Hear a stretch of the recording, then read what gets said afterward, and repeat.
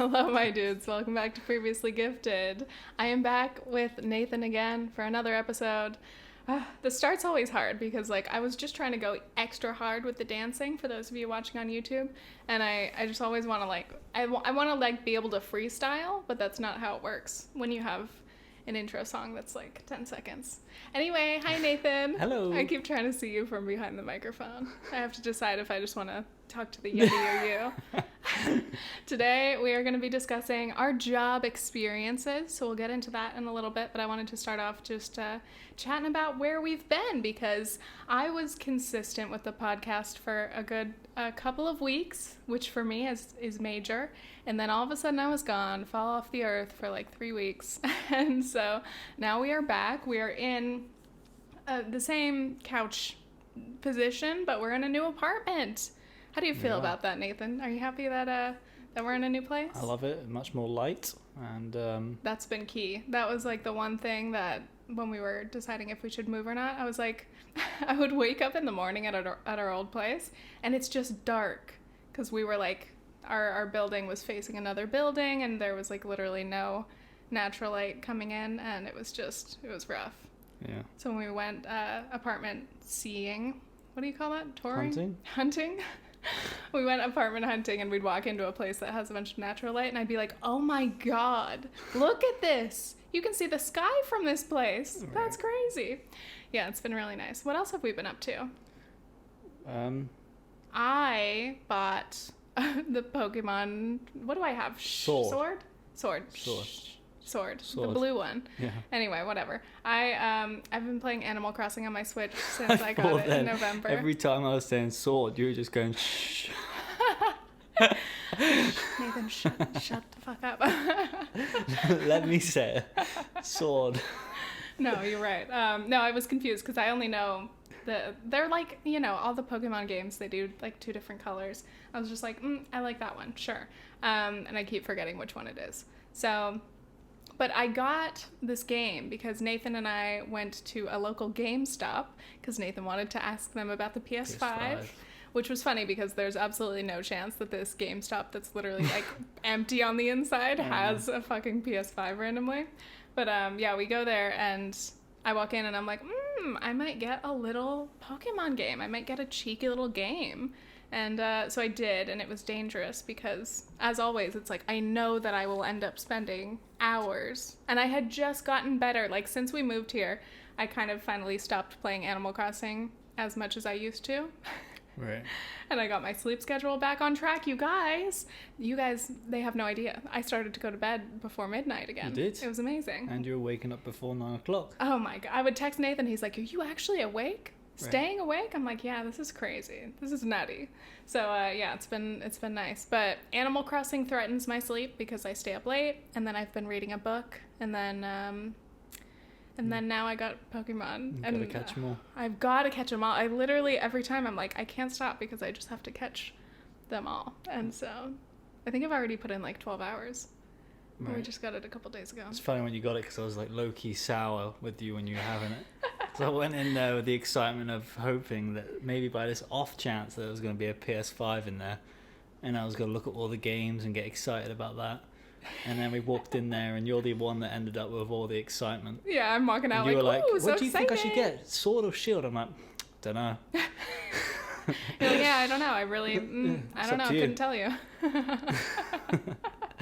I know, but we have fantastic news. Do you want to tell the people? Today, after following many Twitter accounts, because there's these actual specific Twitter accounts that follow PS5 drops, whether that be in Target, Best Buy, Walmart, Costco.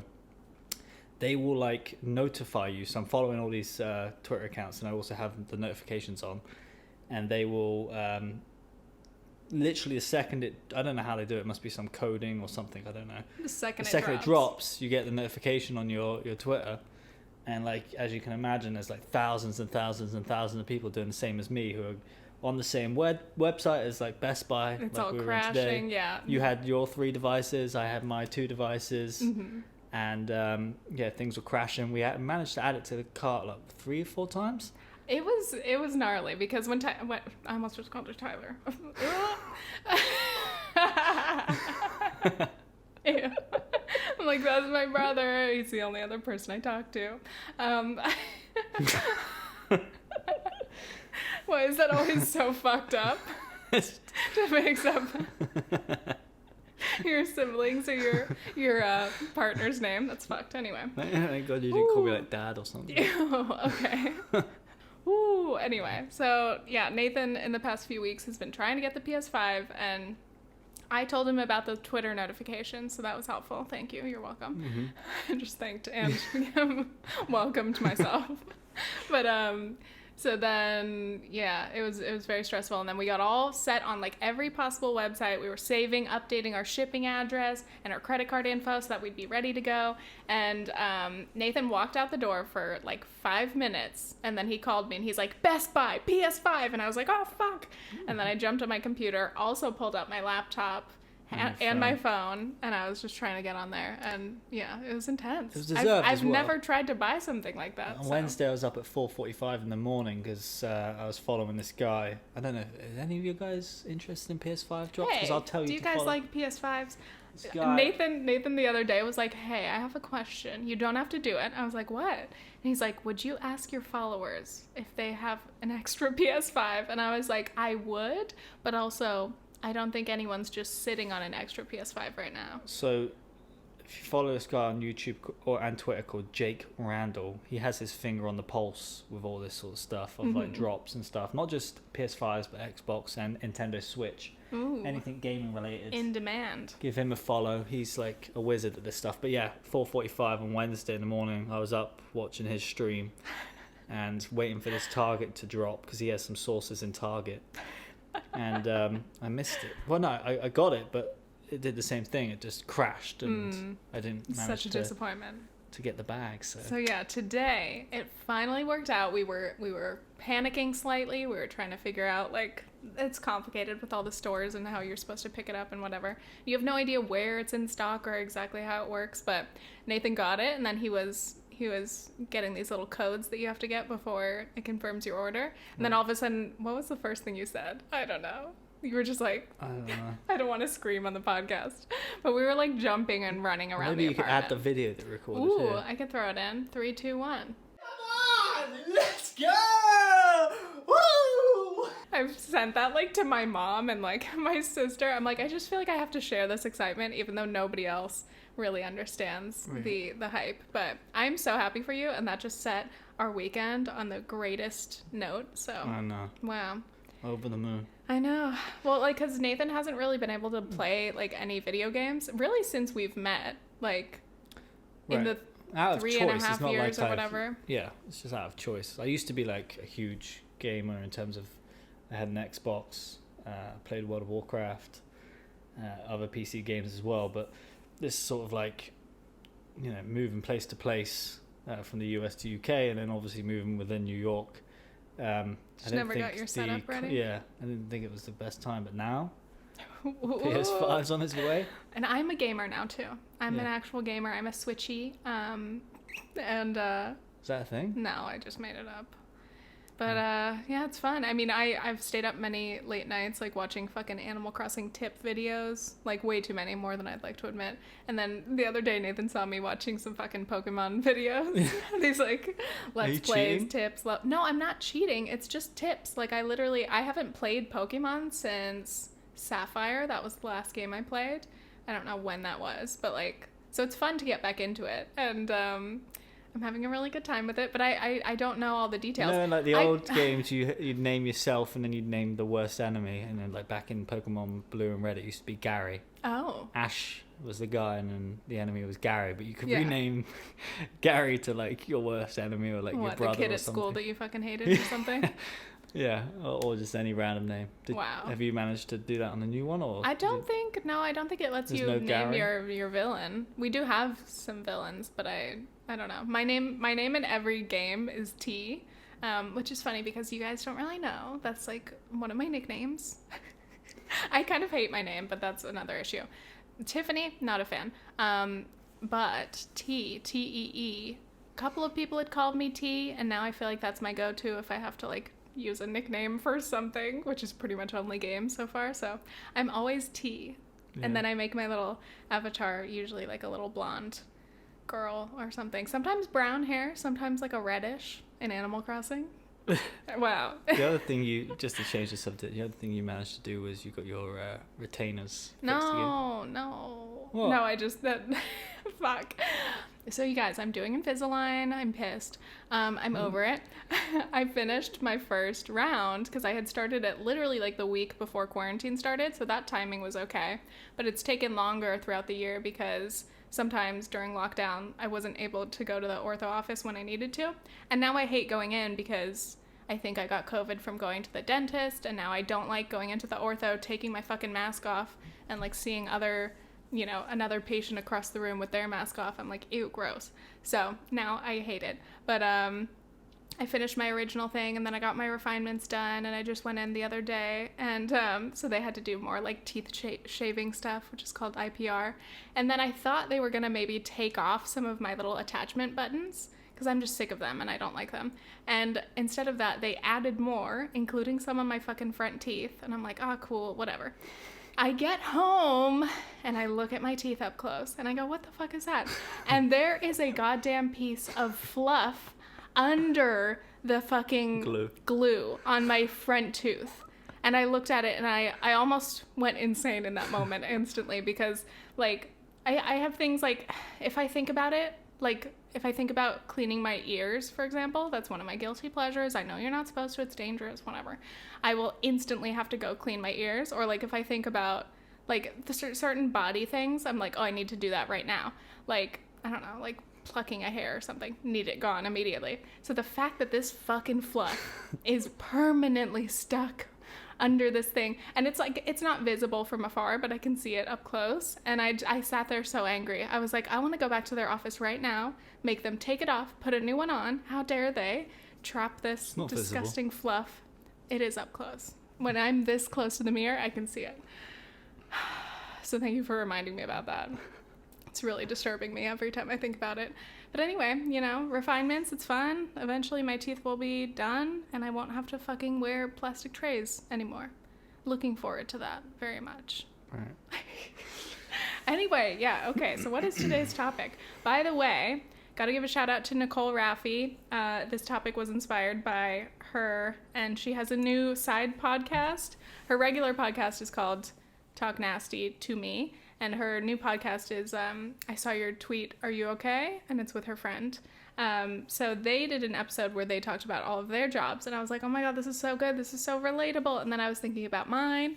And then I wanted to talk to Nathan about his. And I was like, hold on, this is another podcast episode. So shouts out to Nicole. Thank you for the idea. And that's where we are today. So we are going to be chatting about that. I'm going to take a break so I can... You have to clean your ears. You're thinking about yeah, cleaning I just your thought about it. That'd be so fucked up. I'm like, I don't know, I'm just itching to do something and might go pluck some hairs as well. Do you have any pimples I could pop or... Okay, hold on quickly on that note. Nathan will never, very rarely, let me pluck fucking hairs or like, couple things. Everyone does this shit. But It's since the day when I was peacefully sleeping in on a Saturday morning and there was a long hair on my shoulder and you decided to wake me up and rip it out. And ever since that, I have no confidence in you.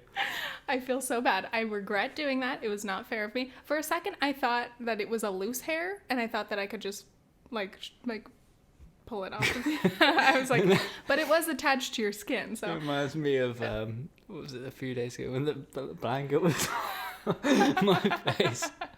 Okay. Oh my God.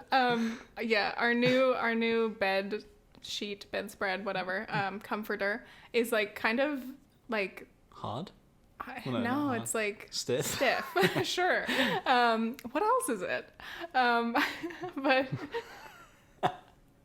This isn't even funny. So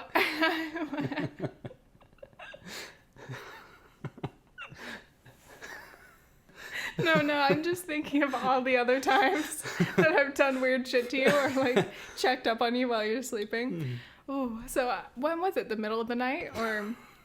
I rolled over and saw Nathan like with the blanket like fully over his head, and I I think I kissed you on the shoulder to try to wake you up first, and then I moved the blanket off, and then I did something else to try to wake you up because I was like, he might be dead.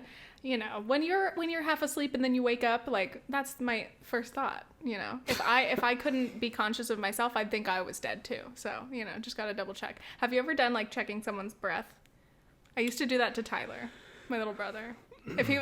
It'd be fucked if you'd called me Nathan then. No! If you'd called him Nathan. My little brother Nathan. Stop it!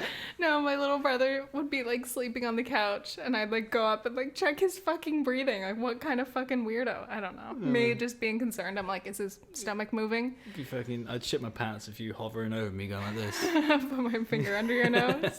The other day also, I went to bed a little later than Nathan, and I saw that he had thrown off his pillow on the floor, and he was, like, laying across the bed onto mine.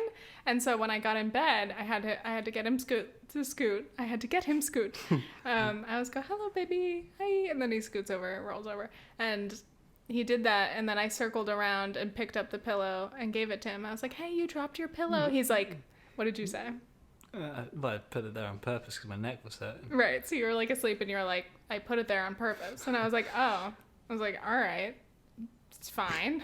I'm trying to do something nice before bed. Oh, God, that was funny. Oh, okay, well, now we're going to take a break. I lost my mind there for a second. All right, we'll be back in a moment.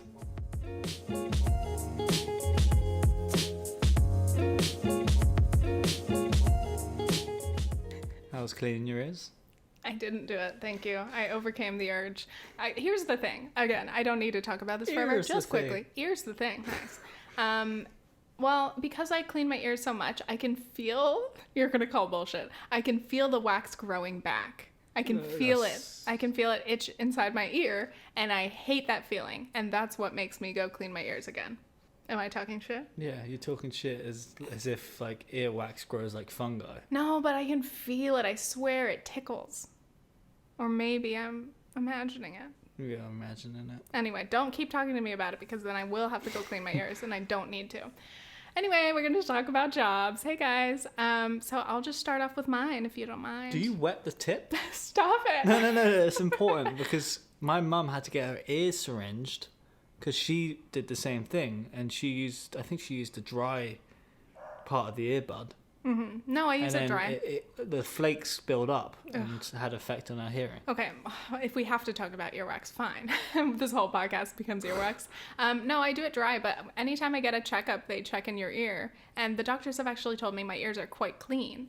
So I must be doing it right, okay? When was that? I don't know, my last checkup, probably last year. Oh. But I'm like, yeah, 5 years ago. What? I go back, it's just full of fluff. But I would love to get, like, you know, those, like, earwax extraction things where they, like, you don't go have any in. earwax.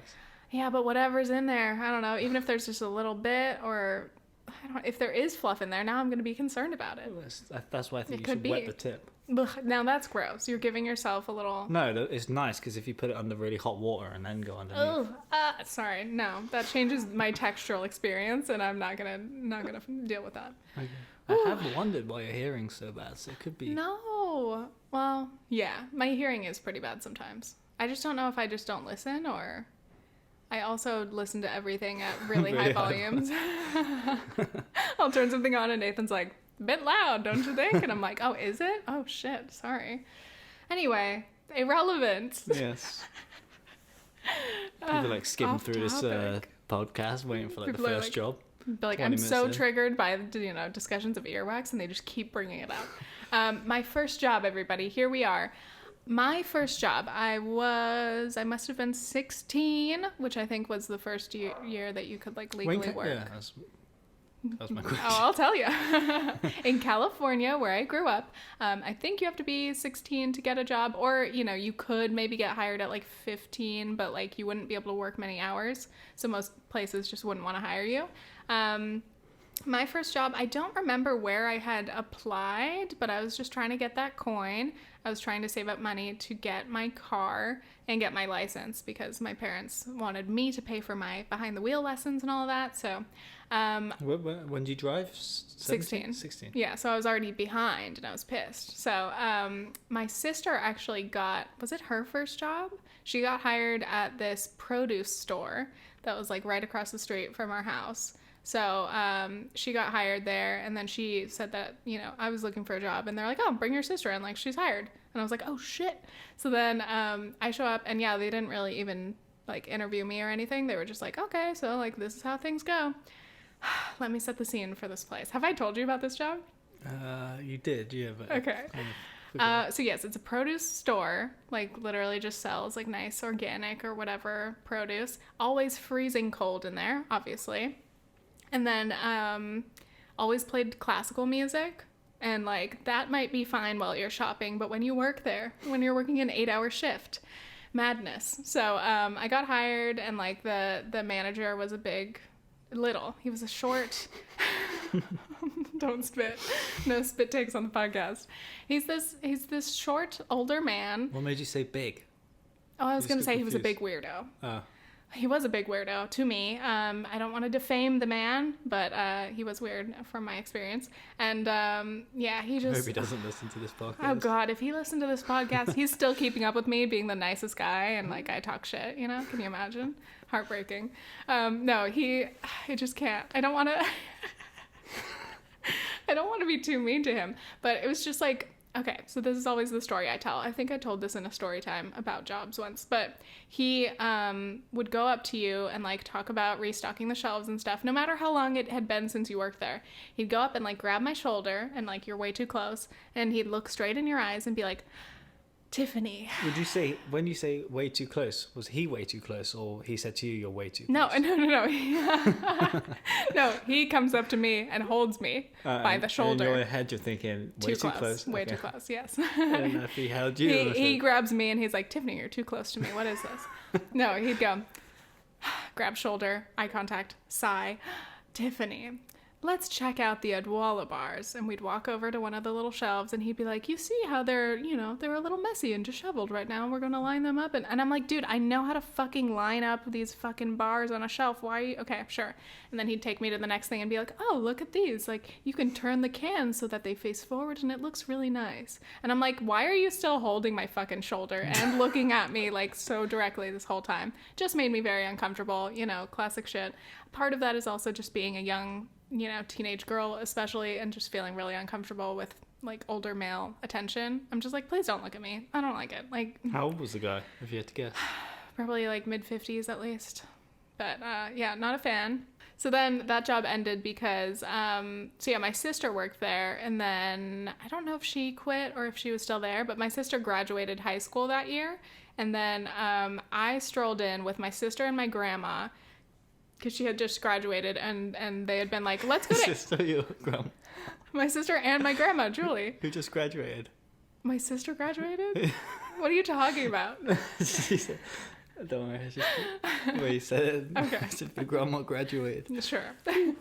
So they had said, hey, let's go back to Arizona, which is where my grandma's from, and that's where, we always spent a lot of time in the summers. I was like, oh no, but I have a job. So I walk in and I just tell them, like, I think I just was honest and was like, hey, I'm going to Arizona for a couple days. Like, I'm on the schedule, but like, I can't work, so sorry. And then they were like, okay. And then I left, and then I came back whenever, and I checked the schedule, and I wasn't on it. And then I checked the next time, and I had no hours. And I was just like, huh. And after like a good month probably of not being scheduled for hours, I finally talked to them, and they're like, yeah, you're not going to get scheduled anymore. And I was like... Who did you talk to? I was like, this is bullshit. I don't know if it was one of the supervisors or something, but that was my first time being like, I guess, soft fired, to where they like don't tell you like, hey, you're fired, but like they just won't schedule you ever again. I didn't know they could do that. I thought they had to just tell you. Wait, back up. When you went to Arizona, how much notice did you give them? None. Oh, okay. So all right, there's no sympathy. Well, no. There's no sympathy. But I just laugh at my naivete, because I just didn't know. Like, I mean, I love the idea of you rocking up. I'm like, hey, boss, what's up? I'm fucking leaving for a couple days, so just like deal with my shifts, basically. No, like you rocking up afterwards and just not seeing your name. It's so stupid. Every time I come in to check, they're like, why the fuck is she still coming in here? Absolute idiot. I remember the outfit for that was like a dark green polo and like some black jeans. And like, that was when my polo obsession started, though. I was like, I actually like a polo for a job, which is convenient because that's most jobs' fucking uniform. But for some reason, I was just like, I'm 16 and I wear a polo and I tuck it into my jeans. And that's my shit, you know? So you had that job for how long? Maybe 6 months. It was fun because I got to know, first of all, I got to know a lot of fruits and vegetables. I literally, Nathan knows I am tragic in terms of avoiding vegetables. But I had to learn all the produce, obviously, because you had to, you know, I worked as a cashier, forgot to mention that. So I'd just be standing on my feet, you know. We got a lot of people come through who were like juicers, like, you know, fresh juice. So they'd come in, get all their fucking kale and shit, and we'd always just chat about like which things juiced the best. And like, yeah, it was really fun. Can you imagine me being really into that? It's funny because I kind of did get into juicing a little bit because I think my parents had a juicer. So like I'd bring home the dankest produce. That's the most 16-year-old Californian thing I've ever said. But yeah. So what was your favorite juice? You got me. Okay, I've never had juice in my life. No, I mean, I don't know. It's been a long time. Apple and throw in a little spinach. Fuck no. I'm making this up. There's juicing and then there's smoothies. So whatever. Never mind. You could have just said like carrots and orange or something. Mm-hmm. Well, that's not what I enjoyed. So that would be a lie. Anyway, that was my first job. Let's pass it along to you. So I can't remember I don't know if the legal age is 14 or I don't know if I'm making up bullshit, but I think I started work at 14, maybe 15. It was like as soon as I could work in the UK. So fact check me on that. I think it's 14. Could be not 15. Gonna fact check you. No, we don't have a fact checker in the house. Yeah. But cool. Commenters can fact check. Yeah. And I worked at a garden center, and in the garden center was a restaurant. Mm-hmm. And well, I just call it a restaurant. Is probably a cafe. A cafe, but did like lunches and stuff. First of all, can I just say, like, because I've gone to that place with you, obviously now that we've gone to England. Have you? But have you? Yeah. Yeah. Yeah. Oh yeah, I've been to the cafe in the garden center. The concept of that, like, I think the first time you guys mentioned, like, oh, we're going to like wherever and we're gonna get lunch, I was like, that does not fucking add up to me. Why? It's almost like the IKEA like food. Like in my mind, I'm like, that doesn't make sense. Why is there a whole ass, you know, cafe or restaurant? But it's pretty good, at least as I can recall. A lot of old people around the area hang out there and get their cream teas and cakes and coffees and teas. That's the cutest shit ever. Anyway, continue. I'm like, wow, the old people hanging out at the garden cafe. My first day there I was as a table clearer, so like when someone would finish, I'd clear the table. A busboy? Yeah, it says what it says on the tin. And there was this, bless her heart, her name was Mary. She was probably in her late 80s at the time, and she was like the head of the table clearers. Ooh. And I remember her like showing me the ropes and showing me around everywhere and like going snail's pace. And she was telling me a story in front of like customers, and it's so immature, but you gotta remember I'm 14 years old at the time, 15 years old. She's talking about this like huge new extension where this new restaurant was going to be. Mm-hmm. So she goes to continue on to tell it, but every time she would use the word like extension, she'd use, and there's this huge erection that we're pushing onto there.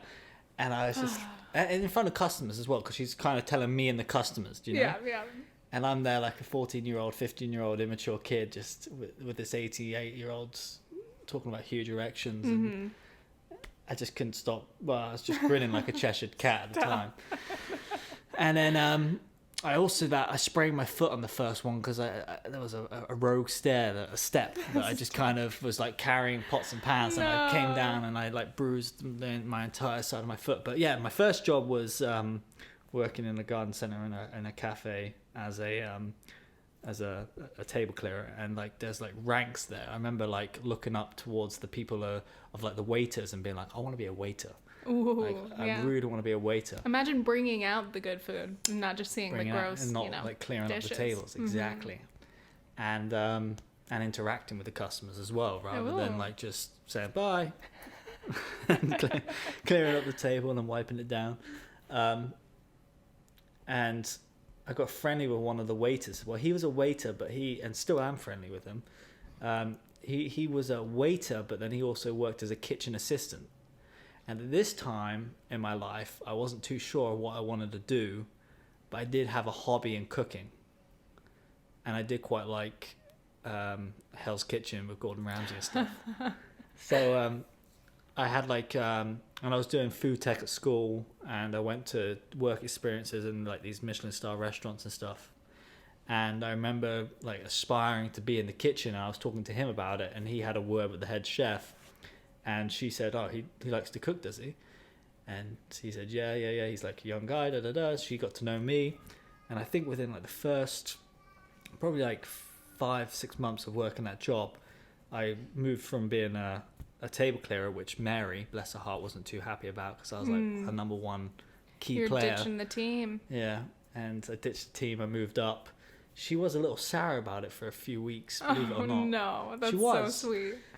But and she was so sweet, and yeah, and I moved up as a waiter, and then I started doing some kitchen stuff, and then I moved over to being like a full-time sort of kitchen assistant chef sort of guy who like, I went from prepping to doing salad bar to doing like fries and cooking fish and chips and stuff like that. Sandwiches? Did sandwiches, did grilled paninis or panino. Oh, paninis. Panino is a singular. That's the plural? Yeah. Panino is singular? Yeah. God, that fucks me up. I know. Panini is multiple. Multiple. The more you fucking know, dude. Fact check me. He was the kitchen assistant. He knows his shit. Oh, I would love if you corrected customers or something. So you want one panino? You're like, what? One panino or two panini? That's fucked up. I love that. And yeah, I worked there for like, must have been like 5 or 6 years, but 5 years, and then toward the end when I was going to university and stuff, I'd like come back on holidays and I'd jump in, and I had a really good relationship with all of the upper staff and the people who owned the actual garden centre as well. So I was very lucky to be able to go jump in straight into a job. All I had to do was just really, because my brother worked there at the same time, so my brother would let them know that I'm coming back home on this day for a month, and they'd say, yeah, sure, we could use the hand. But I went from that, I did some like making cakes and scones, and I feel like every time I'm on this podcast I'm talking about scones, and I jump on like at front making coffees and all that sort of stuff. But yeah, that was my first job, and made a lot of really good friends there. I met my first girlfriend there. Please don't talk about her. God. When I say first girlfriend, like there's your school girlfriends, but then there's your real girlfriend. Me being jealous of whoever you dated when you were like 15. Yeah. I'm like, who is she? What's she up to? She still hang around the garden center? Interesting. No, but yeah, it was great. I worked there Saturday and Sunday, and I worked Wednesday nights because we did Wednesday late night shopping. So hold on, Wednesday late night shopping? Yeah, that sounds crazy. It was. It sounds like a wild experience.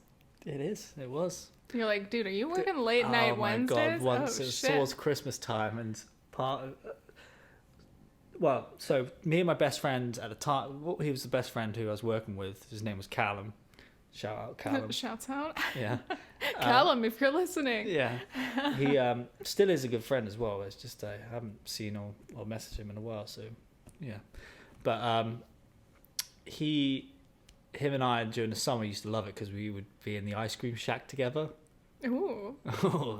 And we'd be making those Mr. Whippies and scooping. Fuck? What's a Mr. Whippy? It's like a McFlurry thing. Okay. Mr. Whippies? Yeah. You and guys then you'd have your flake on shack? top, and then you'd have like the soft scoop. Yeah. Like rum and raisin, chocolate, mint choc chip, strawberry. This cafe did it all. Yeah, well, this wasn't the cafe. This was an ice cream shack that was towards where the plants and flowers were. So whilst you're looking at plants and flowers, it got a little too hot for you. Stop by the ice cream shack and we can cool you down. A lot of people would get some clotted cream on top of their vanilla ice cream and stuff like that, which I know sounds gross, but I'm like, yeah, I can imagine if I were different. Yeah. Well, that might be nice. My maths significantly improved. Ooh. What, just handling money? Handling money, and plus it wasn't one of those like fancy registers. Yeah. It was like actually you had to do the math, and that was always like, ugh. That truly, like if you threw me on a register right now, boop, boop, boop, I can do all that shit. I can touch a screen. Who cares? But literally just handling money and people always joke about it. Like when you're counting out the change and then they give you like an extra fucking coin or dollar and you have to like figure out the math in your head. Could not. You could not even pay me to do that right now. I wouldn't be able to do it. I'd get fired. But we did that, and then during back to the late night shopping, Christmas time, I had one night, I had this day where I had to do this shift where I would be by the entrance in my like chef whites and like Santa hat and like elf ears and stuff. Oh my god. Serving mince pies. Cute. And like people coming over, like, hello, Merry Christmas, Merry Christmas. All of my freaking friends walked in on that one night I had to do that. No. And I just thought, I wanted to, right there, just crumble into pieces because it was so embarrassing. And then they all were like, what you can imagine. That was always the funniest thing is like friends were like, oh, we're going to come visit you. I'm like, no, please don't. You don't need to. And then they do. And it's like, you don't want to look like a clown in front of your fucking manager. And you can't like sit and talk to them. But then they're there and they're like watching you just do your ordinary fucking customer service shit. And it's so embarrassing. Yeah. Oh, I remember that. That's good stuff. I was just like, guys, fuck off, please, fuck off, in the nicest way possible. Thank you for the support. Here's your mince pie. Well, what they do in the garden centre, they only wanted to do like, I don't even know why they're there. Probably Christmas shopping for their families, but at one time I had to wear the elf hat and ears and stuff and serve mince pies. That's cute as shit. Fuck, that was embarrassing. But yeah, that was my first job. That's a solid first job because you worked for you got to experience moving up, trying different roles, but also like staying in the same place for a long time. That's rare. Yeah, I was very lucky. So what, you were like 19 by the time you mostly left? Yeah, I think. Yeah, I was there for a good 5-6 years. I'm gonna pull up my resume. Please let me see it. Yeah, it was good. Yeah. All right, we'll take another break real quick, and we'll be back with more jobs. Hooray!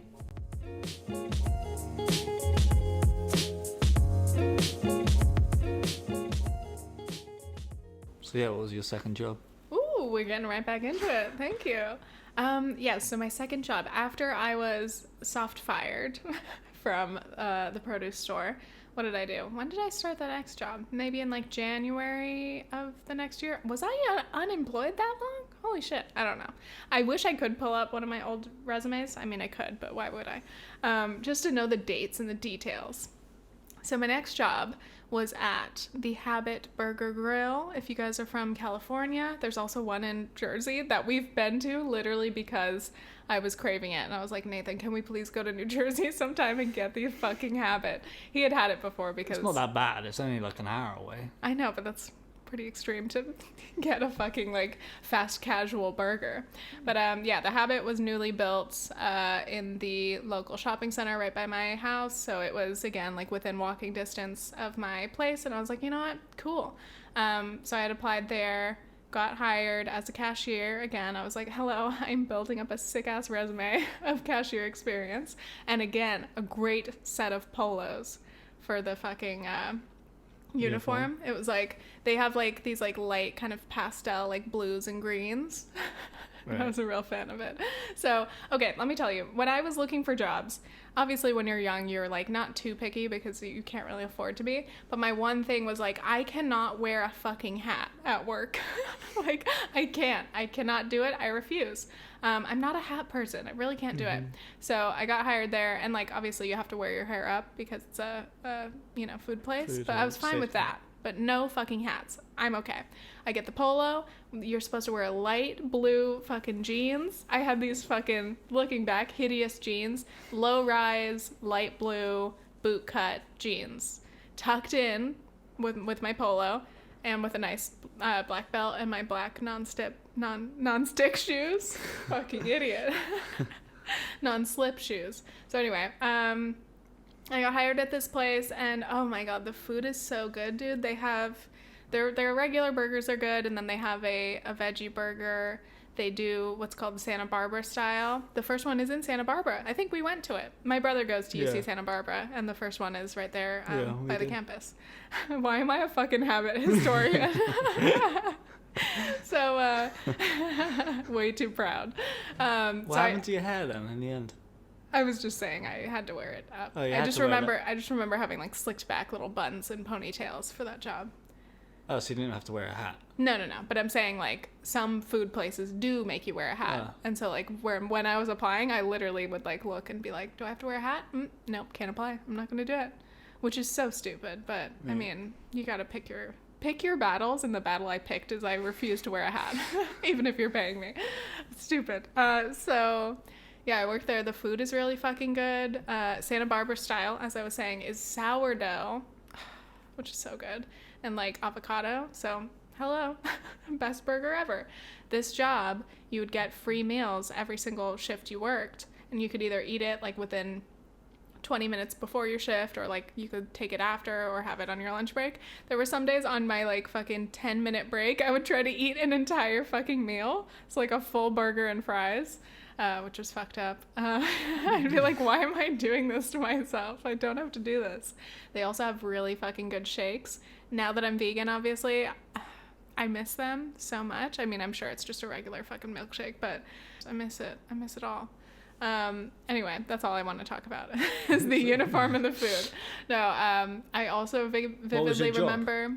Okay. Oh, the job? Well, it was minimum wage. I was standing. I was a cashier. I pressed the button. Boop, boop, boop. Oh, this job had the fucking little vibrating, number things. And I remember, giving it to people and being like, here, like, this is your number. It'll vibrate when your order's ready. I forgot how the line went, obviously. I didn't say it that terribly every time. Can you imagine? I'm like, so this is just like roll your eyes. It's a little vibrating thing. And anyway, I just remember I would hand it to people, and it would always be older men. I would hand it to them, and I'd be like, oh no, this will light up and vibrate when your order's ready. And they're like, ooh, like, that's nice. Or like some shit like that. Yeah. And I'm like, what the fuck, dude? Like, I'm 16. You're at a fucking fast food place. What is wrong with you? So many experiences. I do miss like cashier jobs, because I think it's kind of fun. Like, you get in the zone and you're just like boop boop bop, like hello, like boop. I say that as I'm typing it. Nathan knows that I actually do that all the time. Every time we get outside the car, I go beep boop. Beep boop, and that's my reminder to him to lock the car. So anyway, I like the social interaction. I like also that it's limited social interaction. So it's just like, hi, how are you? What can I get for you? Do you want it Santa Barbara style? Do you want, fucking friendly fries? I would be better than that. I was good at customer service. Were you like the movie? Welcome to Good Burger. Home of the Good Burger. Can I take your order? Here, let me get. Okay, I'll fucking do it if you dare me. Okay, so you're walking up. I'm walking up. Hi, welcome to The Habit. What can I get for you? I'm going to do one of those sourdough. Actually, what do you recommend? Oh, I would recommend, do you like a burger or more of a sandwich? I think I'm going to go with a sandwich, I think. Oh, we do have we have a pastrami. We have a grilled chicken sandwich. There were a few other ones that I can't remember at this time. But I really like the veggie burger, but can I get that with sourdough? Oh, yes, of course. And that comes with mayo, lettuce. Fuck. I'm so mad I haven't practiced this. That comes with mayo, lettuce, tomato, pickles, and grilled onions. Sounds good. All right. Would you like to add cheese? We have cheddar, American, Gouda. I'm going to do... Might not have Gouda. Yeah, I'm going to do some... Can you repeat those options? Cheddar, American, Gouda. What's the difference between cheddar and American? Cheddar's better and American's plastic. That sounds good. I'd say. Which of those sounds appealing to you? So then at the end, then you repeat their whole order back to them, and people are so fucking annoying during this because they don't want to listen to it. And every time somebody has a big ass order with a bunch of modifications, I'd be like, so you got the, double char with a fucking no tomato, and you've got small fries, and then you have a chocolate milkshake, and they're like, yeah. And I'm like, and then you have this and that. Is that all right? And those are always the people who won't listen to you, and then they'll come back and be like, oh, you got this wrong. And I'm like, no, first of all, that's how you said it to me, and also you didn't fucking ask, and you didn't listen to me. But yes, the customer's Both always right. And so anyway, it was a fun time. I liked being the cashier. But again, like the actual dealing with coins, difficult, slightly. Just because I get so in my head as I'm like grabbing the pennies and the nickels. Those registers were pretty, they did the math for you. They did the math for you, but even just grabbing the coins is stressful because people are watching you and you've got to it takes too long. I think I just got too in my head about it. Yeah. The last thing I remember about this job was the playlist that they were always playing was like such classical. A specific, no, not classical. The music has a big impact on your experience at a job, in my experience.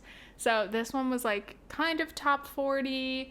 I remember, what's that Lil Wayne song? That's like so stupid. I specifically remember because sometimes I'd have to clean the bathrooms and like that was my time to like listen to the music. It was like a lot of like Beyonce, Shakira, and like, what's that song? I survive. I bring the fire, make you come alive. What the saints forgot. Let it rock. Let it fucking rock. That song was on the fucking playlist, and I remember it to this day. But anyway, that job was pretty nice. I mean, I didn't really work to advance to anything, because soon after that, I think I worked there maybe for like 5 months, and then I had my next job, which I will tell you about. But when I got hired for that next job, which I was really excited about, I brought in my best friend, McKenna, because I knew she was looking for a job, and I was like, hey, if I'm leaving, like, maybe they'll just, like, let you, like, take my job. So she got hired, and for a couple of days, we got to work together, and it was really fun, because we would, like, both get in our fucking uniforms, and we'd go to the Habit and be like, hey, oh, you're filling up the mayo? That's fun. The straws are over there. Like, let's refill the napkins. And then I left for my next job. But, yeah, that was a good one. I miss it. I mean, the food, getting free food and getting discounts when you're not working there is like one of the best perks. What shifts are you working? Probably like my typical shifts when I was in high school would be like 4 or 5 to like 9:30, maybe 10, a little later on the weekends maybe. One thing is closing at that fucking place was terrible. I was not a fan. It just takes so long, and like I felt like I was useless because like I was new enough to where I didn't know everything, so I felt like I was more of like a drag. Because I I always had to ask a million questions about how to do everything. So like, yeah, I think I only had a closing shift a couple times. But yeah, what about your next job? Oh God, what was my next job? Oh yeah, so this was, I took like a kind of like a gap year, but I did like a foundation diploma because I didn't quite feel ready for university yet. What is a foundation diploma? It's like kind of like a foundation degree, if that makes sense. Like an extra degree on top of your A levels that prep you for your degree, if that makes sense. That probably doesn't make sense. Yeah, it's okay. It's just like I did a foundation degree, and during that year I worked at a seafood restaurant that was in my hometown. And yeah, only like 10 minutes away from the house. Are you showing that? I don't know. I don't know if I've been there or if we drove by. We've probably driven by. This was more of a restaurant.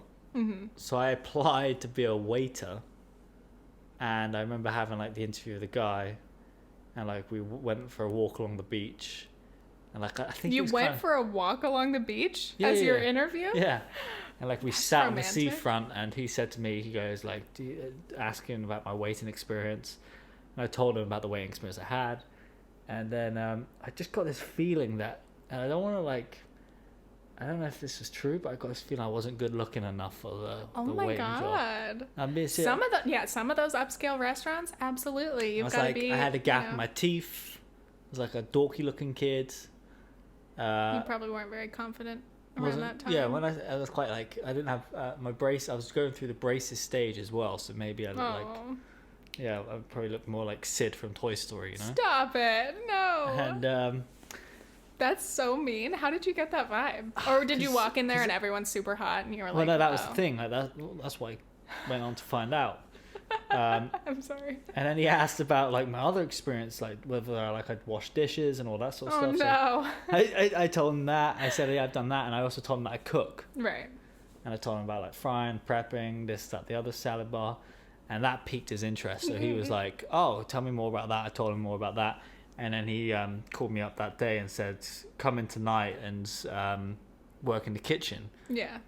And like, I was like, yeah, sure. And this time I like kind of was going in the media direction. So chefing was kind of like not a thing that I really wanted to do.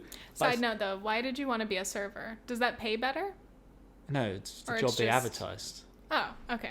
Because some people, usually like here in the US, people want to be a server because like sometimes with tips it can be pretty high paying. In the UK, well, this particular restaurant, they split the tips with everyone. Like the back of the kitchen, the right. pot wash. Well, you guys don't have the same like tip culture as us. Right. They do split them here also, but the difference is like your hourly wage is like nothing here. Right. So yeah. Anyway, right. Interesting. They don't split it in the kitchen and thing because they don't. Here? Yeah, they don't. Not in New York. You're right. Maybe not in the kitchen, but they do split if there's like bar staff. Bar staff they do. But right. even then they don't, because apparently bar staff, they get the dollar on the bar, what they make from that. Well, I guess it depends. All of my information about waitressing or serving just comes from McKenna because she's worked in a lot of restaurants, but that's like right. in LA and like very specific environments. Right. It could be different state.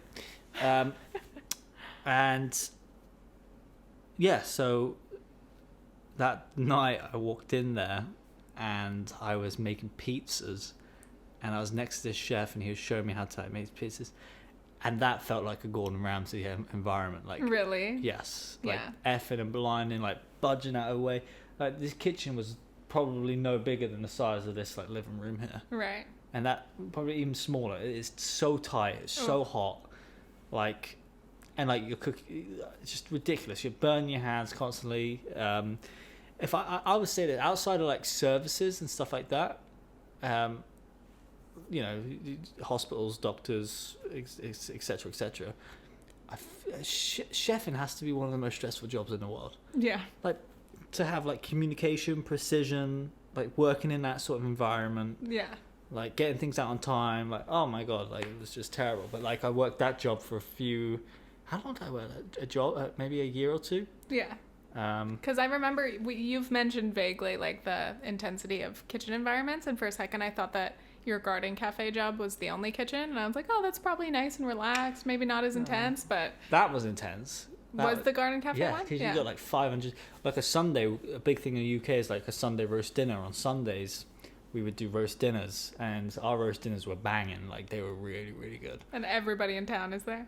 Not everyone, but like a lot of a lot of older people, and it's packed. Right. From like 12 o'clock, from 12 to 3, it's just mayhem. Mm-hmm. And but this was like, I started working split shifts in the actual restaurant where I'd come in at 10 o'clock in the morning, work, or actually no, 8 o'clock in the morning, work the breakfast, then you'd work the lunch, and then you'd leave at like 1 o'clock, 2 o'clock, come back at 4, 5 o'clock, and then you work the night till 10. Mm-hmm. And I did a lot of those. Those were like, they kill you. Yeah. Like, often I would go from the lunch shift and I'd go to the swimming pool and I'd go for a swim just to like, it sounds disgusting, but you feel like greasy and disgusting. So you want to put the grease in the swimming pool? Well, I'd shower before I get in. And then I'd go for a swim, feel refreshed, and then I'd go back and, well, sometimes I went home and just slept for like a few hours. Yeah. But that was killer. That was a killer. That is a hell of a like experience working in the kitchen. I would be so shitty. Oh, I am so glad I've so never. Cack-handed and everything. I wish I could explain it, but like I really can't. Like when I say things fly out of my hand, they fucking do, and like just the way I try to hold things or like do like when Nathan watches me try to like cut something as simple as a fucking onion, it's embarrassing because I don't know if it's like. I don't have the skills and the practice, but I also don't have great reflexes or hand-eye coordination. So asking you to make curry the other day, and you were like, that was so funny. Jesus, I have my go-to meals that I can handle, but I'm bad with time management in the kitchen. I get really scared that like, oh, that's fucking ready, and now that's not ready, and something's burning. So yeah, Nathan was like, oh, can you make a curry? Like, chop up a sweet potato and make the rice in the rice cooker, and then just fry it up in the skillet and add the fucking onions and shit. And that is not a difficult thing. But for some reason, the combination of everything, I was like, oh, this timing and when am I was also trying to play Pokemon at the same time. Fucking idiot. I'm like, oh yeah, by the way, I'm always You've got distracted. to catch them all. And by the way, I have to catch them all, even right now. So, yeah. The curry ended up nice, would you say? No, it did. Thank you. But that's the difference between you and I, and I'm not trying to blow my own trumpet. No. The other day, I was cooking lunch and dinner at the same time, and you came... All right. Show off. But no, I'm not trying to show off, but I'm saying the kitchen, working in the kitchen forces you to, like, think, like, two steps ahead constantly. And time and everything. Yeah, I'm not good at that. And yeah, Nathan's been doing some meal prepping and stuff for himself. So yeah, you've been cooking a lot. And usually if I'm working on a video or something late, if I have a deadline, I'm like, Nathan, I'm working. Like, do you want to make dinner? And you're always very sweet because you don't make me feel bad about it. But then on the nights where I'm not doing anything, I'm like, I guess I should make dinner. I'm like, you've made it like 4 days in a row, so I'll step up. I'll throw something in the oven.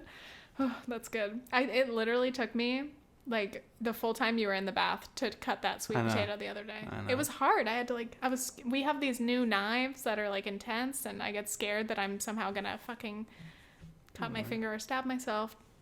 Touch wood. Anyway, I'm fine. It's just got to be so unpleasant for their ears. You like knocking the wood. Oh, for the mic. Yeah. Sorry. Well, I can hear it, so it's not too bad. Yeah. Is that all you want to say about that job? Yeah, I mean, that was another one where it just taught me a lot, and I had a good time. I didn't make many friends, but... I was going to say, because I think, like, the coworkers definitely make or break the job in terms of, like, how much you can, like, enjoy it. Because, like, it can be shitty work, or it can be, like, hard work, but I think if you have some nice people around, or if you have bad people, like, if you have coworkers that, like, hate you or you don't get along with, like, that can fuck up everything. So I actually did have one friend who, in my first job at the garden centre, I made friends with a guy there, and in the second job his younger brother worked there, and I made friends with him there. So it was like weird because Dylan was like, it's just weird because Dylan was like, you're now friends with my younger brother Aiden? I was like, yeah, right. But the chef tried getting me because he moved on, he tried getting me to work in his restaurant. We had actually a good relationship, the head chef and I. Mm-hmm. It was like, he would treat it like a war, and like, in like every service he'd be like calling out war, like it's a battle. Hold the line! And like all these like cringy ass things. And like, was it like for comedy or like really? Just try to like pump yourself up because to pump yourself up. Yeah, it's like, it does get intense, but like, yeah, and you get numb to like them shouting at you and stuff like that, and then you kind of like shout back, and then you give it back, and at the end of the day it's like 10 o'clock, you're all sat outside on like the thing with a beer and like no hard feelings, you're talking about like the next day. Yeah, that's wild. All right, I'll move on to my next one. Thank you very much. Okay, so my next one was a job that I was just telling Nathan about this the other day. It was a job at a birthday party place. Again, if you've watched my videos since I think I was 17 when I got that job. So if you've been around for a long time, you've probably heard or seen my fucking polo pictures. Another place with a polo, thank God. This job, it was a kid's birthday party place, like a blow up, like indoor slides and stuff. I had gone there one time as a kid. I think I was in like 7th grade when one of my friends had a birthday party there. And like that was pretty old for that place, but it was like the other people had been like, oh, we used to go here when we were younger. So like that was my first time there, but it was like a throwback for other people. I remember going there and in the little birthday party like dining area, seeing another girl in our grade's sister working there, and I was like, oh, that's so cool. I was like, this job seems really cool, like that'd be cool to work here. And then I ended up applying when I think I had first applied when I was like 16, like for my very first job, but I don't know if I got an interview or anything because like I didn't have any experience. So that's why when I had gotten my second job, I applied again. I feel like I applied to them at the same time, but like got hired for the habit, and then I got the call for what can we call this place? You know, that's the name. Let's call it Party Town. You know how to say it? I mean, I could, but it only has a few locations, so I feel like, and I also don't want to. You know, you never know. The habit I can say because there's a pretty good amount of locations. Anyway, party town. So I had gotten a call to go to that place, and then I think I had a group interview, which was like with one of my friends from school, and then one person who also got hired at the same time as me. Group interviews are fucking terrible. I'm not a fan. It's so weird. You're sitting around the room like, tell us about yourself. And I'm like, oh God. So I had applied to this place because I hadn't mentioned this, but I had done like some babysitting, but I don't know like when I started babysitting as a job, probably around 16-ish. I feel like before then, like, again, nobody would want to hire you. And it's not like my friends or like my parents didn't have any like friends with kids. A lot of people say like babysitting's their first job, but I mean, I used to watch my brother or like hang out with him. Is that babysitting? But my parents have always worked from home, so like it's not like other people are like, oh, like, you know, I was the older sibling, I'd watch the kids, but my parents were always home. They never went anywhere. So anyway, I had worked with kids and I just wanted to have a fun job. So I got hired with the other guy who was in the group interview with me, and like the training process for this was so intense because like you had to learn, there's like the party arena area, which is like the main place with all the blow up slides and like bounce house type of shit. And then you just have to learn like how the parties run and like what you're supposed to do and like the rules. And what are you doing in the bounce house? You're not like on the bounce machine. Oh, you're in it. You're in there. Yeah. So like if you have like the birthday party come in, you help them check in at the front, and like you check in all the presents and you make sure they're like labeled and stickered and stuff, and you save those for later. And then the kids come and sit in the like the little front playroom, and you have to like, I'm going to present it. So like all the kids come in and I say, oh, all right, everybody, we're going to take a seat. We've got to go over the safety rules. And like you go and like point at the little posters and say like, okay, on the slide, we go one at a time, like no jumping, like you, this you just know, doesn't seem like something you enjoyed. no flips. No, I was really good at it. Excuse me. I know, because you've seen me at camp and those vibes are different, but I had fun with it, especially the younger kids, because I like my favorite age is like toddlers to like 5 or 6. Were you like goofy or like yeah, energetic? like I'd be. Were you energetic? I'm like, sorry, you've never seen me energetic. Well, it's true though. Okay, fine. Give the intro like you would give the intro. All right. I'm trying to not scream in the microphone.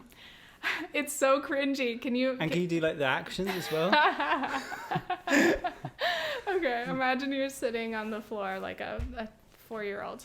I'm embarrassed. No, I'm so embarrassed. Help. Okay. All right, everybody, if you could just take a seat. Parents, too. All right, we're going to go over the safety rules. It's so cringy. I'm dying. It's at the smile as well. Pain in the eyes. Okay. All right, everybody, quiet down, please. I don't think I used that tone of voice, but I'm using it now because I'm remembering it. Like customer service tone. How do we know your name? Oh, okay. Fine. I'm Tiffany. I'm going to be the party person for you today. I don't remember what they called us. I'm going to be leading the party today. Sure, whatever. Hi, guys. I'm Tiffany. Everybody take a seat. Okay, so we have our first thing in there.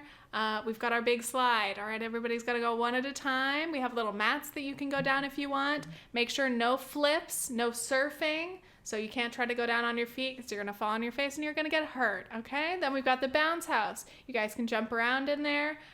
We had these little, like, fucking fighting tool things, jousting. Basically explain, like, don't beat each other up, even though they always did. Yeah, I never get those sorts of things. It's like, don't aim for the head. I'm like, this is a gladiator joust. I know, I'm like, we're going to beat each other's asses. How do you think I'm going to get my friend off this freaking podium? I have to hit him in the face. Anyway, I just tell all the shit, and I don't really know what the other rules could have been, because did you there's have like not really a saying at the end? Have a fun time here in Pie Town. No. No, I don't think so. That's funny. So then we'd go in there and like, so mostly I would like watch the kids. I would let them start going, and then you would lead some games. So I'd get on the little microphone and be like, all right, everybody, we're going to get together and play hide and seek. And the kids would come. Sometimes it would flop and none of the kids would be interesting right after I just made that fucking announcement. I just said interesting. The kids were also not interesting, but they were not interested. So then sometimes we would play tag and shit, and like I would just try to, you know, let the party go. So that was one part. Did you ever have kids like shit themselves or like pee in the slide? Thank you. Great question. Yes. I don't know if anybody shit themselves near me, but we definitely had puke. And that's funny because Nicole on the other podcast, her and her friend were talking about at one of their jobs, like they said somebody puked somewhere and like you always had to like bring out a whole fucking hazmat suit basically and like clean it with shit. I remember when kids would puke because they're bouncing around, they've been eating snacks and shit. They would puke somewhere and like some mom would come up to me and be like, oh, hey, I think there's something in the bounce house. And I'd go and check and be like, oh, good. Oh, yum, chunks. And so I think I'd have to like tell my manager and then either I'd have to clean it or somebody else would. But and you'd be in a hazmat suit. No, we didn't have a suit. I was like, no, we didn't. And like we would just, I think they also said. Could be like the what do you call it, novel virus? Where like literally. Yeah, Nicole had said that if whoever cleaned up the puke would be able to go home after. Like that would be the end of their day. I would just clean puke and I'd fucking keep working. I'm like, wow. That's a ripoff. So anyway, we'd have to clean up some puke, and that's really nice. I mean, we had like disinfectant and stuff, and we'd try to get it all as clean as you could in that time. But it's in the middle of a fucking party, and then in the meantime, you've got kids like, hey, can we play hide and seek again? And I'm like, oh, I'm busy. Please don't step in the puke. That was fun. That was not my favorite part of the job. Did you ever snap at a kid? Oh no, that's so embarrassing. Yes, I did. Sometimes we would have older parties. Like I was talking about, I went there when I was like 13 and we must have been kind of annoying, but at least we were like a party of girls. We probably weren't that bad. I had many parties with teenagers, especially after I had worked there longer. This would be my Friday night, which was probably the only downside of this job was like Friday nights, Saturday nights, like the weekend was obviously peak time, even though I did work some events during the week. Imagine being like a 17-year-old girl supervising a bunch of 13-year-old boys, like 40 13-year-old boys. I had one time where I think I was pretty new to the job. This was like a late night party. I was pissed. I was tired, whatever. They come in and I'm in the arena with them and like they start picking up. There are these like big, heavy, like, but soft like benches. They were taking the benches up the fucking blow-up slide and, like, throwing them down and throwing them at each other and tumbling down, like, 10 fucking dudes at a time. And I was just like, of course, at those parties, there's only, like, one parent. And the parent, like, leaves the room and just doesn't give a fuck at all. And they're like, well, it's your job. See you later. And so I, like, went out to the front and talked to my manager. I was like, help me. Like, they're being crazy. I don't know how to control them. She's like, oh, just keep, like, you know, announcing the rules or whatever. So I get on the speaker and I'm like, just a reminder, you guys are not allowed to be like flipping down the slide or like, please don't carry the benches up the slide, obviously. I just look like an idiot. Then I walk away to talk to my manager again and over the loudspeaker, the kids picked up the fucking speaker and they start yelling penis across the whole fucking thing. Luckily, they were the only party left in the building, but me and my manager just listened and we're like, oh, well, that's nice. It was only, well, they were probably... What was the snapping part? Was that the snapping part? No, I think I snapped at them. I think I went back in there and I was... You're gonna know shit! I don't even want to, like, repeat it because it's embarrassing, like, how angry I was. But, like, I was getting mad. And, like, that's just embarrassing. Like, when you lose your cool in a job like this, like, then the kids know they've got you. And it's, like, so embarrassing. So... I was probably like, I think I closed the slide. I think that was one of the things I could do. How did you close the slide? You literally... It's like... No. You literally can deflate it. Oh. So I like fucking turned it off and said like, you can't be on the slide anymore. And so they were probably pretty pissed and they had to go play on some other shit. But that was probably the worst like 45 minutes to an hour ever. So that was one part of the job. And that's like where I started when I was new. But then there's also the second part of the party where you go into the little separate dining room and the staff in there like sets up all the decorations and they set up all the food and like they serve you, you know, food. And so I started to want to do that more because like it's so much easier. Like it's actually very relaxing.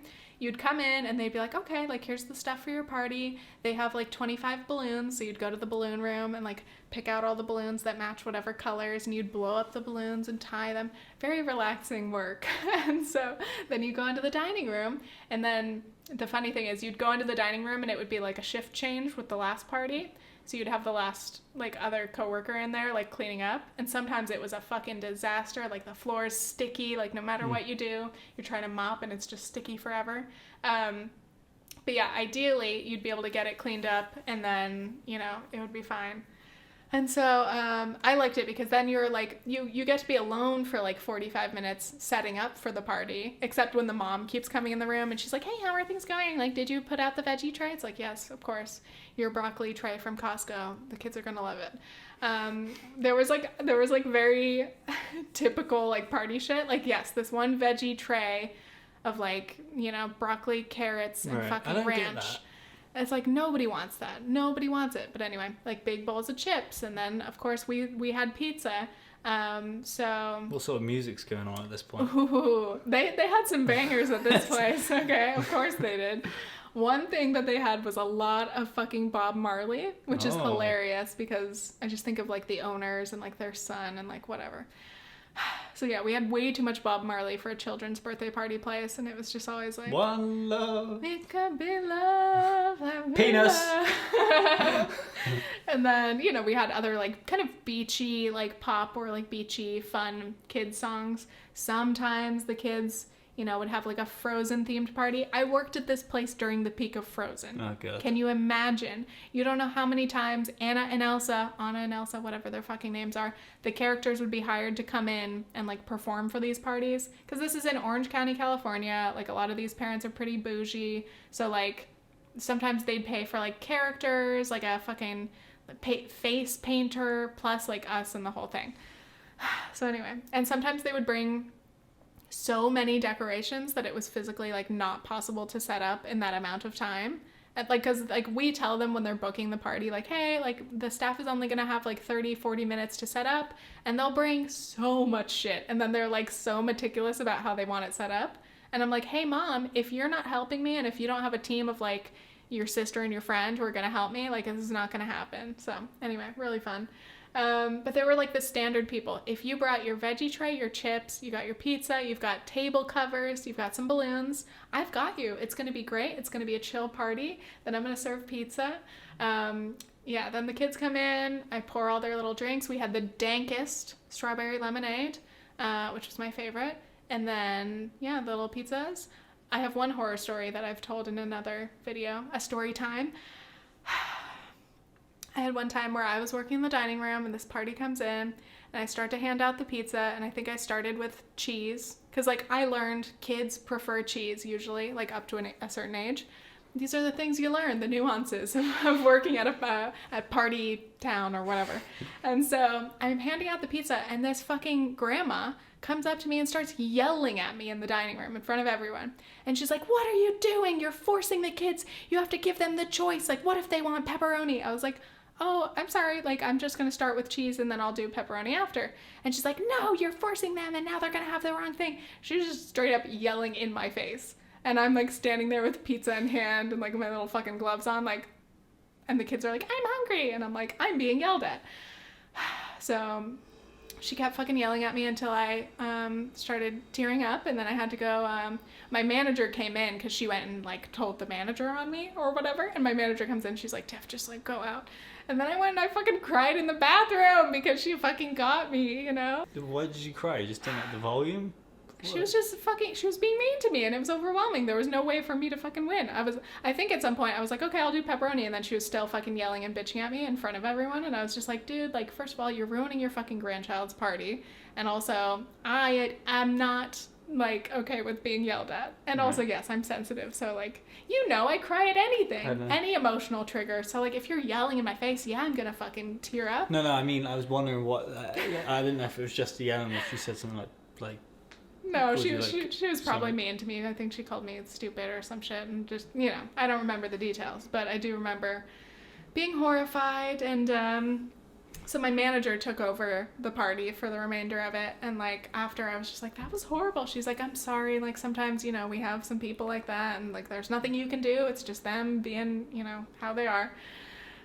But that was fun. I do love that job because I worked there from 17 to 20, I think, so like 3 years. And that job was great because it paid a lot more. It paid like the regular minimum wage plus tips for every party. So like the average party, 2 staff people would be working it, and you'd be paid like $20 average, sometimes up to like 50 or even like a fucking 100 if you're really, you know, lucky with a rich party. But yeah, that job was the one that made me earn enough money to buy my first car and pay for all the repairs for when I fucking fucked up my first car. And yeah, I worked there all through my gap year after high school as well. And then I had to leave when I was going to New Orleans. But yeah, I loved it. And that was a fun one because I had a lot of great coworkers there. And like, it was just fun because you'd all meet up in the kitchen because that's like the center place that connects all the parties. And like, we'd sit and we'd be like having some fucking pink lemonade. And then like, sometimes there was staff pizza, so we could sit in there and have some snacks. Sometimes we would eat the fucking leftover snacks, which is gross. But like, if the party like left, I mean, they would leave like a whole fucking half of a sheet cake from Costco. I miss cutting the cakes, by the way. But anyway, or they'd have like extra chips and shit, and we would just eat them because we're like, fuck it, you know what? I'm hungry and this is free, and I hope no kids touched it. Or mostly kids didn't touch it because like the staff would hand it out, but maybe the parents touched it. Whatever. These were pre-COVID times. We did not give a fuck. Yeah. And yeah, the pizza was really good. Sometimes we would end up with like a bunch of extra pizzas at the end of the night, and I'd bring home like 3 pizzas to my family and be like, brothers, eat the pizza. And I bet they were so much more happy with that than the juice. Oh, yeah. I'm like, hey, guys, I picked up some celery and apples. I'm like, hey, guys, we got fucking party town pizzas, bitch. Sometimes, like, balloons. Like, why would I want balloons? I don't know. I'll take them, sure. That was a fun job. But, yeah, I miss the coworkers. That was, like, the last time that I had a job where, like, the coworkers were people I got pretty close to, and, like, we'd hang out outside of work, and, like, you know, you just have an intense bond because everything's so, like, it's, like, stressful but fun but, like, fucked up, and right. Overall, a really great job. But, yeah, there were some times where we were all at the end of our rope just, like... It's crazy really when you think of work people. It's like you spend probably more time with them than you do your own family. Right, yeah. Your friends. Exactly. I miss that. I miss it. It's been lonely, like, working, you know. I had a couple more jobs after this, but obviously I can't go into detail because it's been a long time.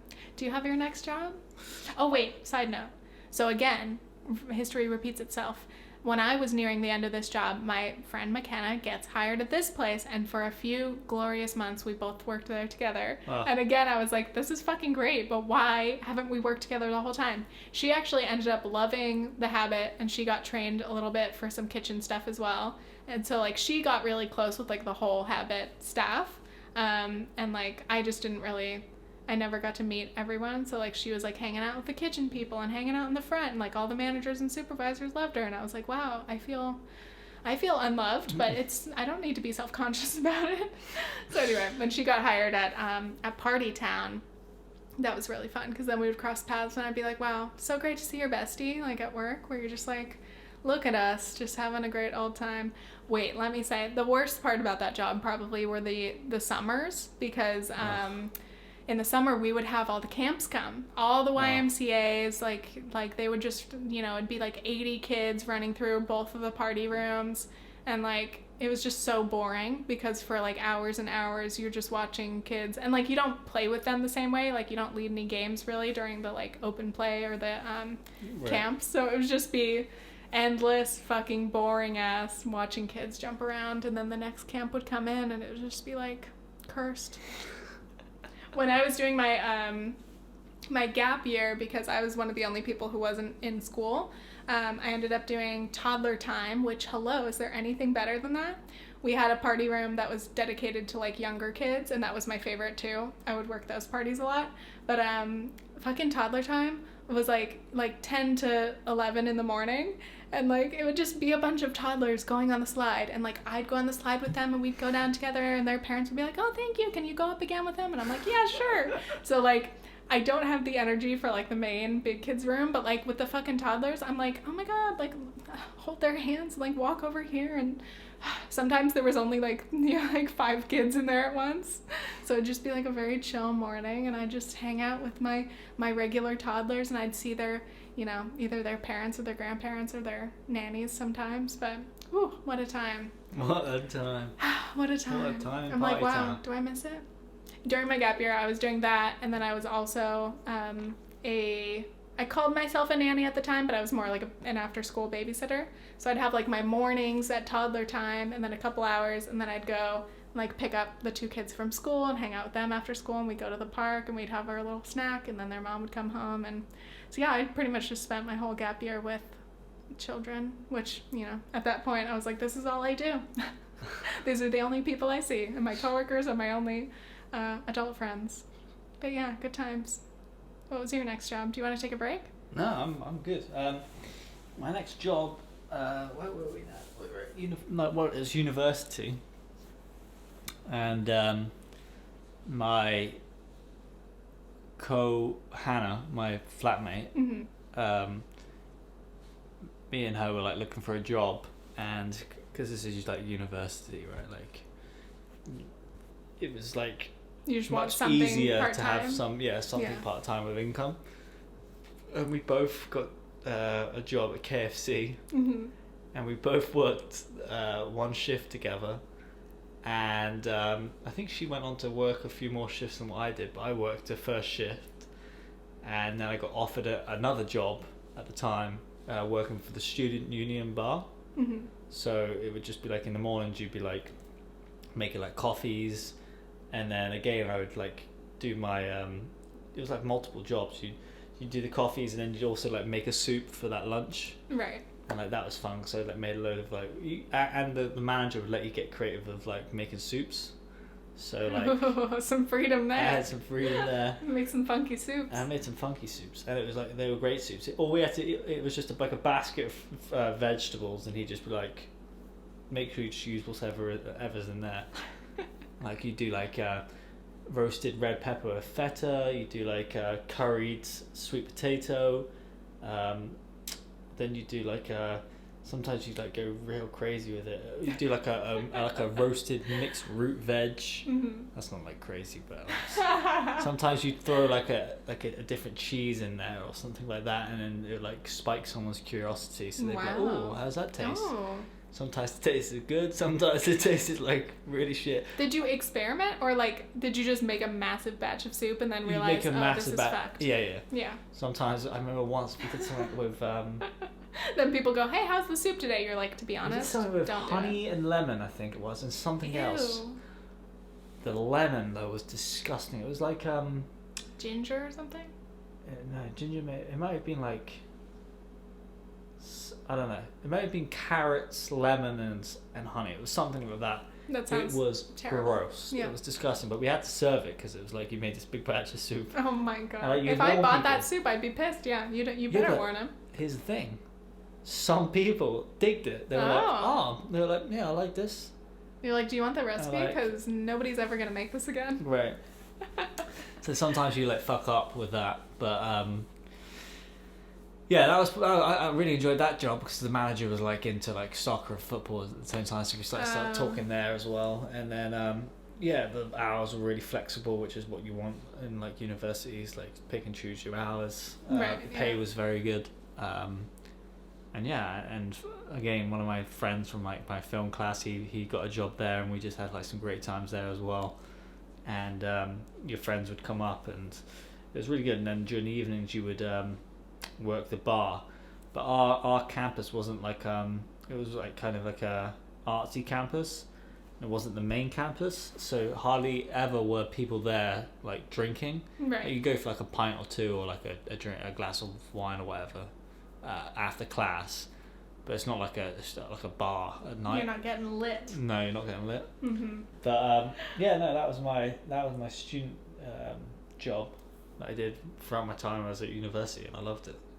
You were good. You got like a good consistent job, and you got to just stay there. Yeah. Chill. That's nice. I'm trying to remember.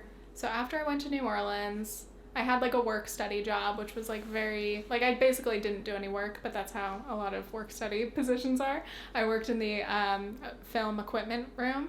And usually, like, we didn't even have set shifts, so you just kind of show up when you wanted to, and you could help with, like, equipment checkouts. But sometimes there would be no one there, and sometimes there would be, like, 3 of us doing nothing there, so that was interesting. And then I also did an internship for the Modern Slavery Research Project, which was one of my professors, outside like research stuff that she did. So that was a really interesting job, but also a very heavy one, because I was like transcribing interviews of at-risk youth who had either been technically trafficked, because any like sex work underage is considered trafficking. That was a very interesting job, but an intense one.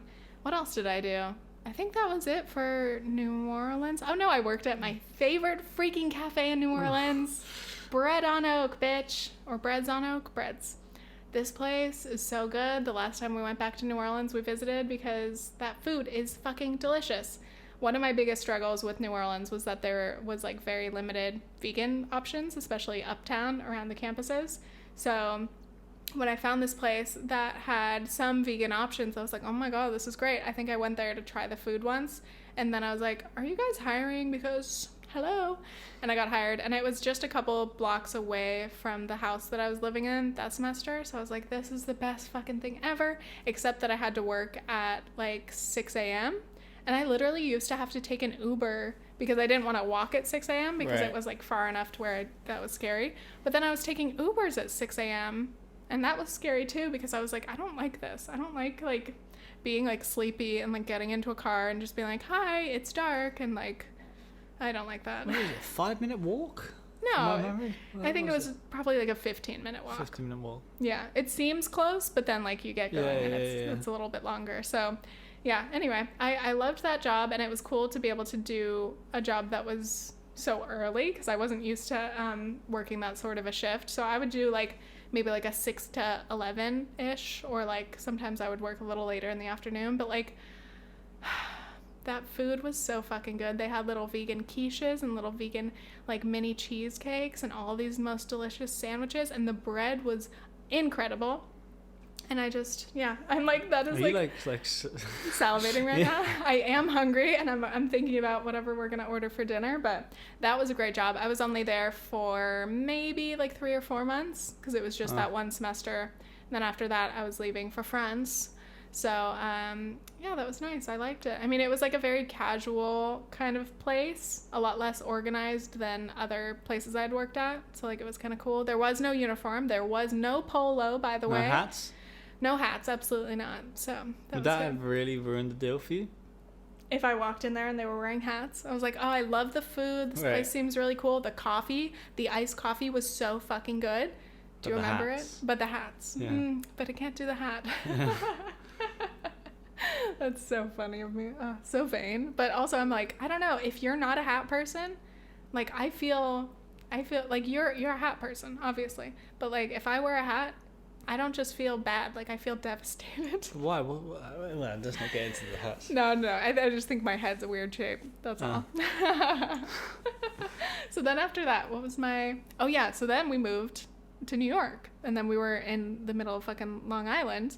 And first of all, I was trying to be a full-time YouTuber for a little bit when, like, I was definitely not in the position to be. Oh, I forgot to mention, I've been making money from YouTube since I was, like, 16, which was cool, but I only was making maybe like $200 average a month from AdSense and stuff, and I didn't have sponsors for like many years.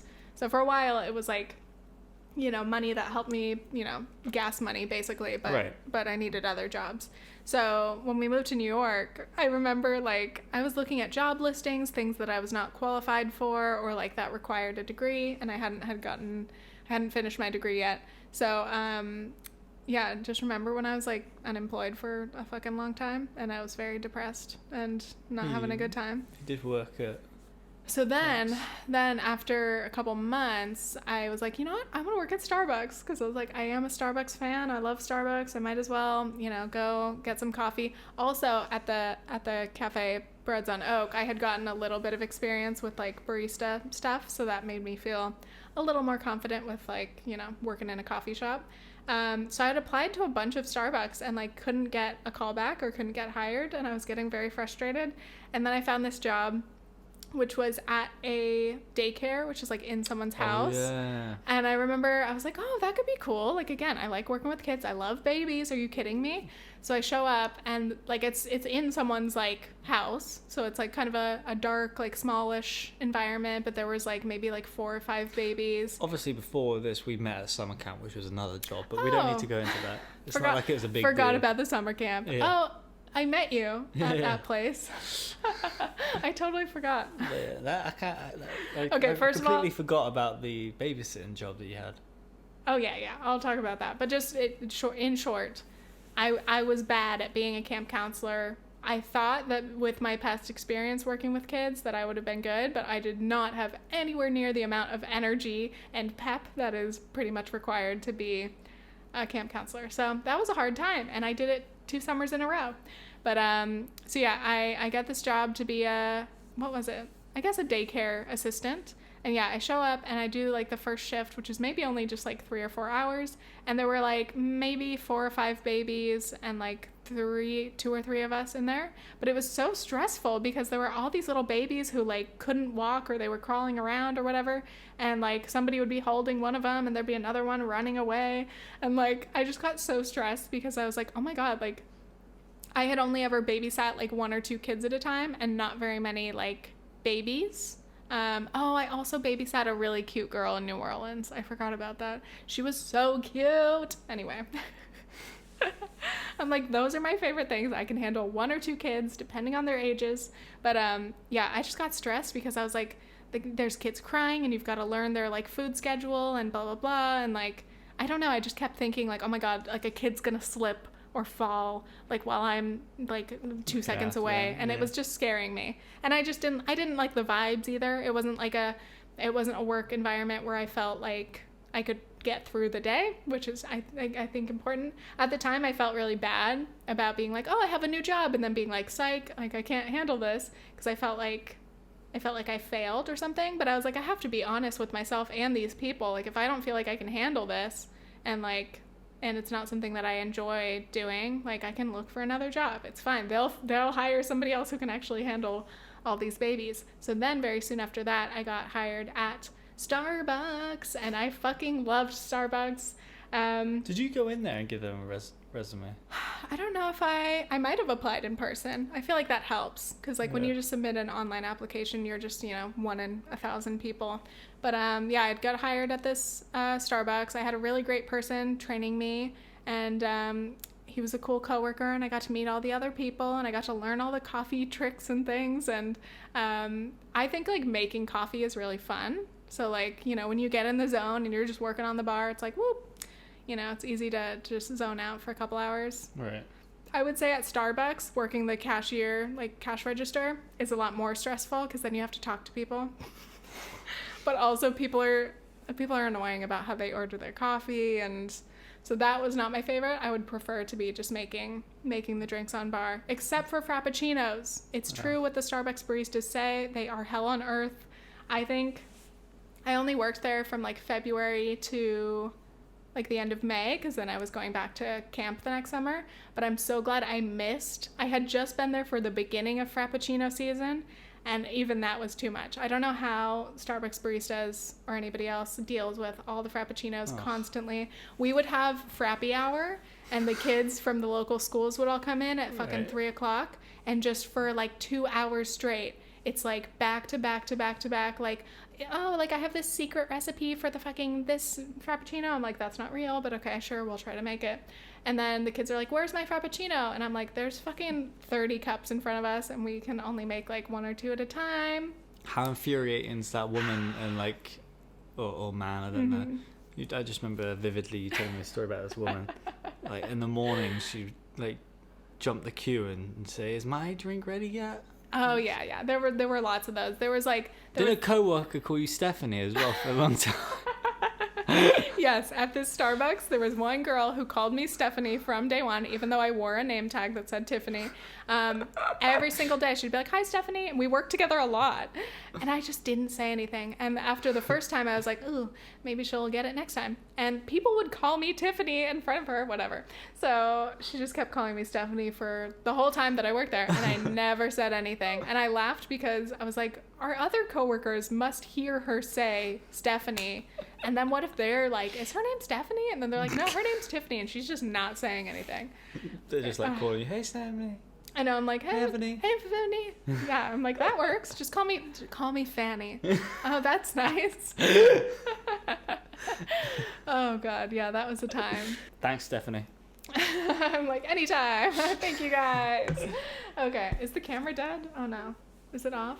I think it is. Yeah. We've been talking for an hour and 40 minutes. Oh, my God. I'm hungry. Yeah, we're going to order food now. Thank you guys so much for listening. Nathan, do you have any final thoughts? No final thoughts. We get to watch WandaVision, you guys. It's Friday. If you're not watching WandaVision, if you have Disney Plus, please tune in. If you are, please comment down below about it. I fucking look forward to Fridays every time, and I get so excited. No spoilers, even though... What spoilers could you possibly say? I don't know. But thank you guys so much for listening. If you want to vent about your job experiences below, please do. And stay tuned for another episode. Who knows when it's going to be? Next week? In a month? We shall see. Okay, thanks. Every time I make eye contact with Nathan and I'm like, we're going to say it in unison. And I try to telepathically communicate that with you. So, okay, thanks. Bye.